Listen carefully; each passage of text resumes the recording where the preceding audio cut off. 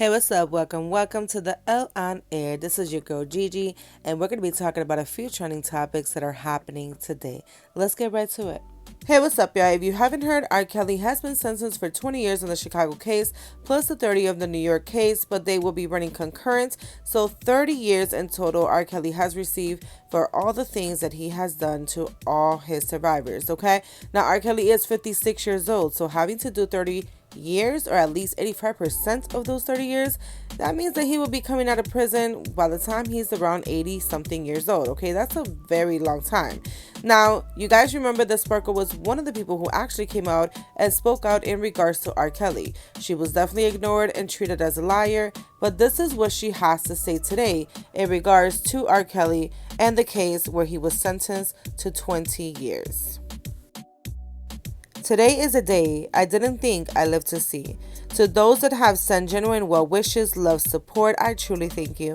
But please allow me a second to process and release what has taken 20 plus years and immeasurable losses to bring about. Okay? So she definitely went ahead and took onto Instagram to state that she is definitely upset that it took so long, but she is definitely relieved at this time that this has finally happened. Now, R.Kelly was married to R. Kelly for 13 years and they shared 3 children together, okay? She was also part of the surviving R. Kelly. She says that she is a survivor as well as an ex-wife and a mother to his children.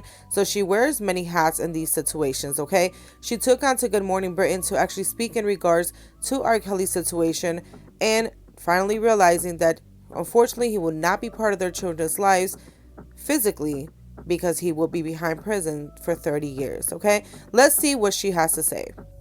Well, I sit in a very difficult place because unlike the rest of his victims, I also share children with him. I was married to him, so I wear 2 hats. I wear the hat of a survivor and an advocate, but I also wear the hat of a mother and an ex-wife. So it's very difficult for me.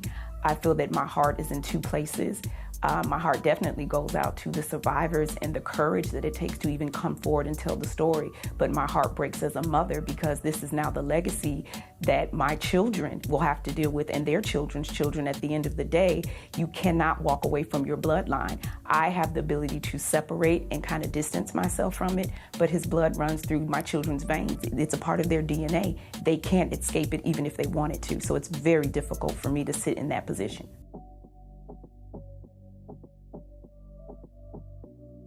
Chuck, who took onto Twitter to also write on his wall, abuse in his youth, an addict as an adult.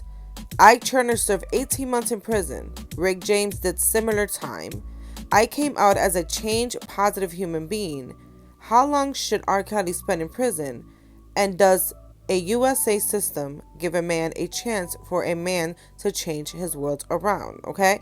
Then he also goes on to say it's not a sympathetic question at all, not the least. Okay. So he did have some things to say. Chuck does say that he is not a fan of R. Kelly, but this is his opinion in regards to R. Kelly's sentencings. Okay. Now that you guys have heard this, what do you think this time around R. Kelly is going to do with his lawyers? Do you think that they're going to try to do something different to lower his actual years? Or do you feel that he will do those 30 plus years, if not 85% of those 30 years, in prison?